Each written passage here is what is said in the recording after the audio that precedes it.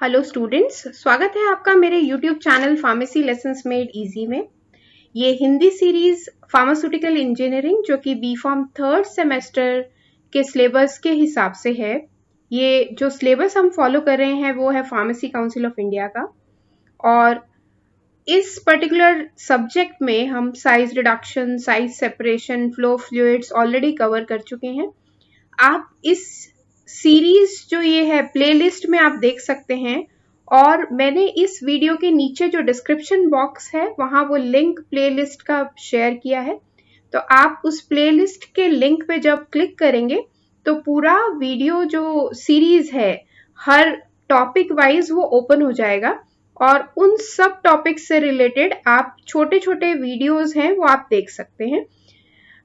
एक और चीज जो मैं कहना चाहूंगी इस पर्टिकुलर वीडियो में वो ये कि आपने अगर मेरे चैनल को अभी तक सब्सक्राइब नहीं किया है तो आप सब्सक्राइब बटन पे क्लिक करके channel pharmacy lessons made easy को सब्सक्राइब कर सकते हैं।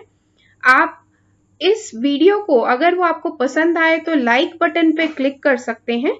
इसके अलावा जो बेल आइकन आपके सामने डिस्प्ले हो रहा है वहां अगर आप क्लिक करेंगे तो जैसे ही मेरा नया वीडियो अपलोड होगा सबसे पहले आपके पास वो नोटिफिकेशन आ जाएगा। तो आप बेल आइकन पे भी क्लिक कर सकते हैं ताकि सारे नोटिफिकेशंस आपको टाइम से मिल जाएं।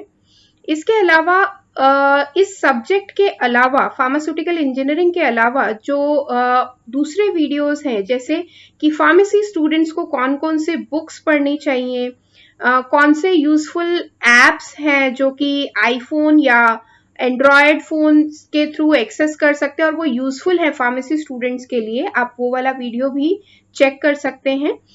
इसके अलावा स्टडी टिप्स क्या है फार्मेसी स्टूडेंट्स के लिए, इस वीडियो के नीचे डिस्क्रिप्शन बॉक्स में मैं इन वीडियोस के लिंक्स आपसे शेयर कर लूंगी।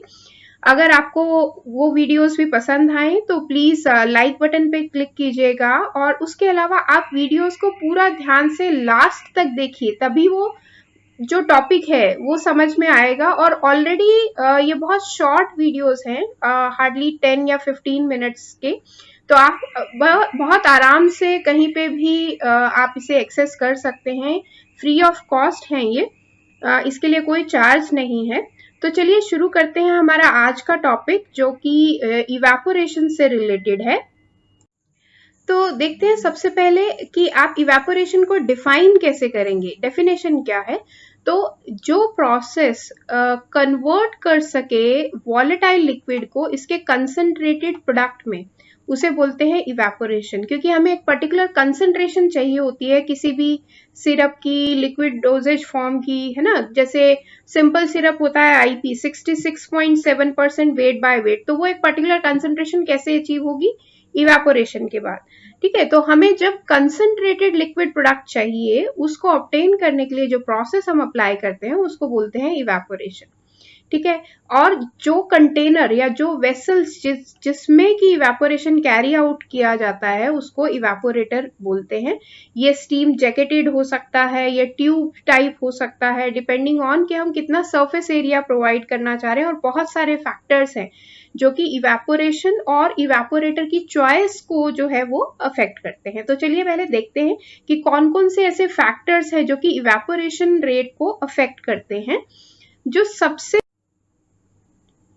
जो सबसे पहला हमारा फैक्टर है वो है टाइम ऑफ इवेपोरेशन, कि कितना टाइम के लिए हमने एक्सपोज किया इवेपोरेशन चैम्बर में किसी भी सब्सटेंस को इवेपोरेटर के अंदर, उस पे भी इवेपोरेशन डिपेंड करेगा। कितना टेम्परेचर आपने एक्सपोज किया, क्योंकि कुछ एक सब्सटेंस क्या होते हैं कि थर्मोलेबाइल हैं, ज्यादा हीट करते ही वो डिग्रेड हो जाएंगे। ठीक है, तो हम क्या करते हैं, शॉर्ट ड्यूरेशन के लिए हाई टेम्परेचर पे इवेपोरेट कर देते हैं।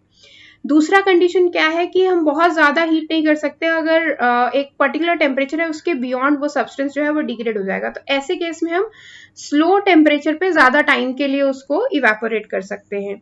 तीसरा फैक्टर है मॉइस्चर कंटेंट कितना है फीड में। फीड मतलब जो मटेरियल एंटर कर रहा है इवेपोरेटर में ओरिजिनली, जो हमारा ओरिजिनल सब्सटेंस है जिससे हमें इवेपोरेट करना है और कंसंट्रेटेड प्रोडक्ट बनाना है, उसमें इनिशियली मॉइस्चर कंटेंट कितना है। मतलब ये आप ऐसे समझिए कि जैसे हमारे पास एक सॉल्यूशन या मिक्सचर है जिसका कंसंट्रेशन जो है वो सपोज 95% है और आपको उसको सॉल्वेंट को कम करके और उसको अगर कंसंट्रेशन ज्यादा की तरफ बढ़ाना है तो इनिशियल कंसंट्रेशन कम होगा। जैसे अब मैं बात करूं 30% है, आपको उसको बढ़ा के 90% तक लेके जाना है, तो वो हुआ कि इनिशियल मॉइस्चर कंटेंट कितना था और बाकी का सॉल्वेंट कितना था, और अब जो आपको चाहिए वो कितना कंसंट्रेटेड चाहिए। ठीक है, तो इनिशियली कितना है, किस टाइप का आपको प्रोडक्ट चाहिए, आपको सेमी लिक्विड कंसिस्टेंसी चाहिए, सेमी सॉलिड कंसिस्टेंसी चाहिए, बहुत ज्यादा कंसंट्रेटेड चाहिए, सिरपी कंसिस्टेंसी चाहिए, तो किस टाइप का प्रोडक्ट आप चाह रहे हैं उस पर डिपेंड करता है। इसके अलावा कितनी कंसंट्रेशन चाहिए आपको, जैसे मैंने अभी कंसंट्रेशन की बात की कि 40% जो सब्सटेंस है, जैसे सिनामन वाटर है सपोज 40% है, आपको उसको 80% अचीव करना है, तो जितना सॉल्वेंट है वो इवेपोरेट होना होगा तभी 60% हो जाएगा। तो वो कंसंट्रेशन कितना अचीव करना है आपको हीट करके या सॉल्वेंट को इवेपोरेट करके, वो भी एक फैक्टर है। इसके अलावा सरफेस एरिया, कि आप कितना सरफेस एक्सपोज करें। अगर आप छोटा कंटेनर लेंगे, ठीक है, तो उसमें सरफेस एरिया कम रहेगा। अगर उसी को फैला देंगे एक बड़े कंटेनर के ऊपर तो सरफेस एरिया बढ़ जाएगा और रेट ऑफ इवेपोरेशन भी बढ़ जाएगा। तो ये कुछ एक फैक्टर्स हैं जो कि इवेपोरेशन को अफेक्ट करते हैं।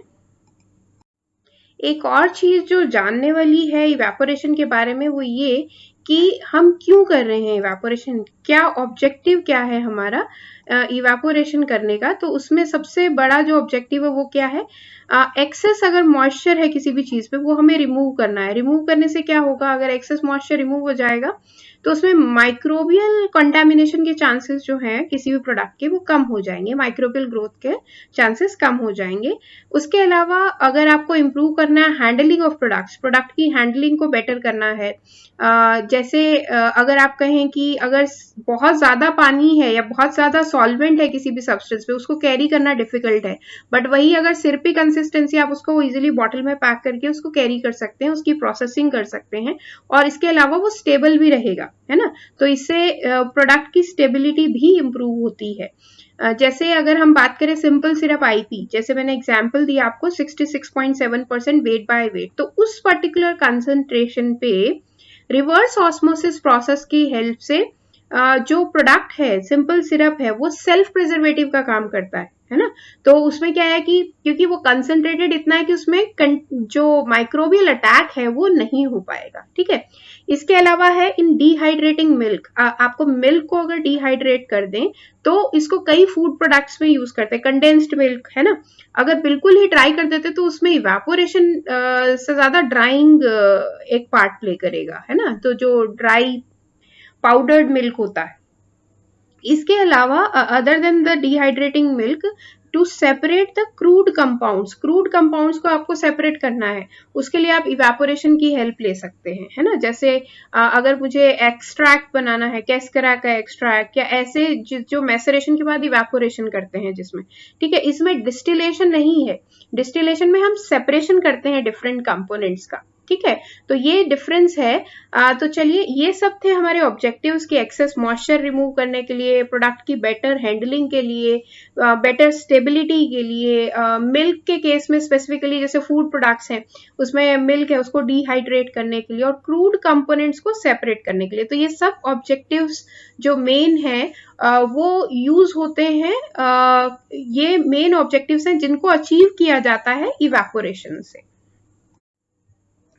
इसके अलावा अगर हम देखें कि इसमें मतलब इवेपोरेशन प्रोसेस में और बाकी की हीट प्रोसेसेस में क्या डिफरेंस है ना, अगर ये जानेंगे तो हम दो तीन जो है दूसरी हीट प्रोसेसेस ले लेते हैं। जैसे एक एग्जांपल है ड्राइंग का, दूसरा है डिस्टिलेशन का, और तीसरा है क्रिस्टलाइजेशन का।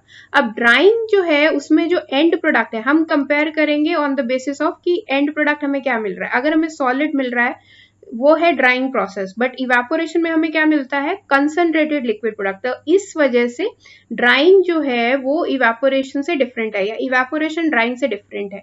अगर हम बात करें डिस्टिलेशन की, तो डिस्टिलेशन और इवेपोरेशन में क्या फर्क है, इवेपोरेशन में हर कंपोनेंट को सेपरेट नहीं करते हम, है ना, जबकि डिस्टिलेशन में यही किया जाता है। जैसे एग्जाम्पल क्या है, आप फ्रैक्शनेटिंग कॉलम की हेल्प से जो क्रूड ऑयल है उससे डिफरेंट डिफरेंट पेट्रोलियम प्रोडक्ट्स को ऑब्टेन करते हैं, नीचे रेजिड्यू रह जाता है कोल तार वगैरह की फॉर्म में। तो वो सब क्या है, फ्रैक्शनेटिंग कॉलम की हेल्प से हम डिफरेंट कंपोनेंट्स को जो है वो सेपरेट करते हैं इन डिस्टिलेशन। जबकि जो इवेपोरेशन है उसमें कहीं सेपरेशन इन्वॉल्व नहीं है, ठीक है। और अगर हम तीसरी प्रोसेस जिसका नाम है क्रिस्टलाइजेशन, इससे अगर कंपेयर करें तो एंड प्रोडक्ट जो हमें क्रिस्टलाइजेशन में मिल रहा है वो क्या है, क्रिस्टल्स, जबकि इवेपोरेशन में क्रिस्टल्स नहीं मिलते हमें, है ना। तो ये डिफरेंसेस हैं इवेपोरेशन के दूसरे हीट प्रोसेसेस से, ठीक है। तो आई थिंक आपको ये वीडियो मेरा पसंद आया होगा। अगर आपको ये मेरा वीडियो पसंद आया है तो आप प्लीज लाइक बटन पे क्लिक कीजिएगा। आप कमेंट सेक्शन में अपने कमेंट्स भी टाइप कर सकते हैं। इसके अलावा जो बाकी के वीडियो लेक्चर्स हैं जो कि हिंदी सीरीज है बी फॉर्म फार्मास्यूटिकल इंजीनियरिंग के, वो नीचे डिस्क्रिप्शन बॉक्स में आपको वो लिंक मिल जाएंगे। Thank you everyone for watching this video. Thank you.